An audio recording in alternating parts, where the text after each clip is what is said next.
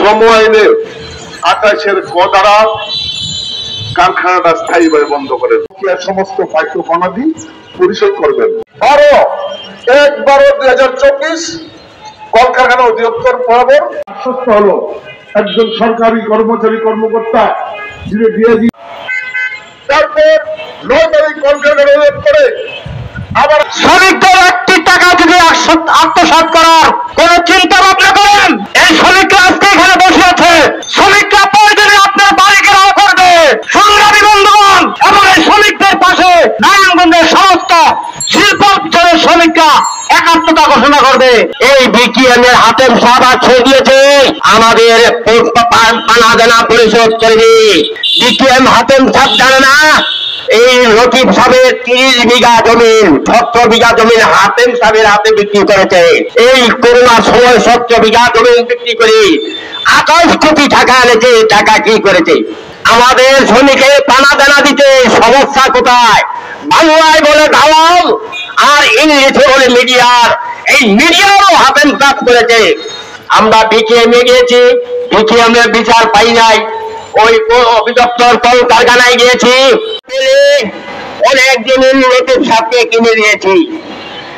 আমাদের পাওনা দিয়ে দিতে বলবো, তারা বলতে আছে আমাদের নাকি বলে পরিচয়পত্র নাই। আমাদের পরিচয়পত্র আছে কিনা কি নাই সে আসে, আমাদের সাথে বসে আমাদের পরিচয়পত্র আছে কিনা আমরা দেখাই। যে গত 3 মাসের অধিককাল যাবৎ এই ফ্যাক্টরিটি বন্ধ হয়ে আছে, শ্রমিকরা এখনো তার প্রাপ্য পাওনা পায় নাই।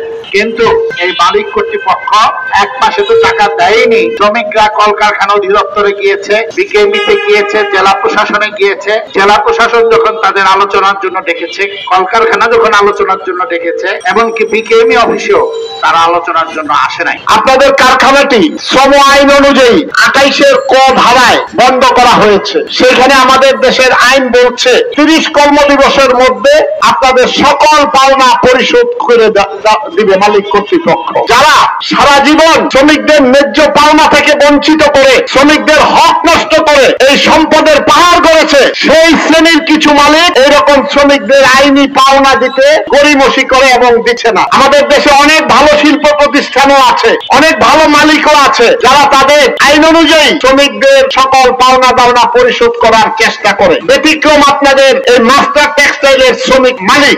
আমাদের নিজেদের আইনি পাওনাটা যেটি আমি ঘরে বসে পাওয়ার কথা, সেটা আদায় করার জন্য এরকম রাস্তায় বসতে হয়, ধারে দাঁড়িয়ে ডিসি সাহেবের কাছে যাইতে হয়, এসপি সাহেবের কাছে যাইতে হয়। এটা বিকিএম এর অন্তর্ভুক্ত একটি প্রতিষ্ঠান।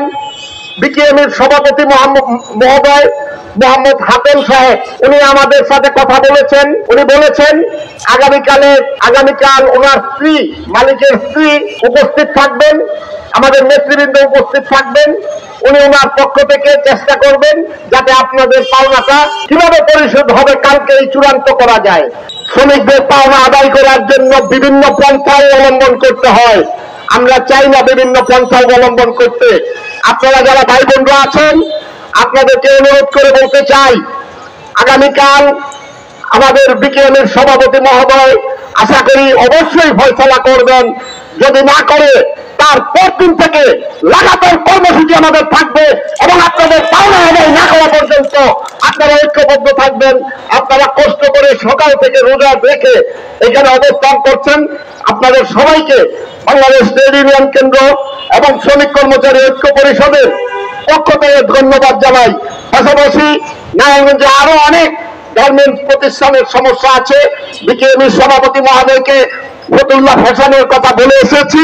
ওই ফতুল্লাহ ফ্যাশন সহ সকল শ্রমিকদের ন্যায়সঙ্গত দাবি মেনে নেওয়ার আহ্বান জানিয়ে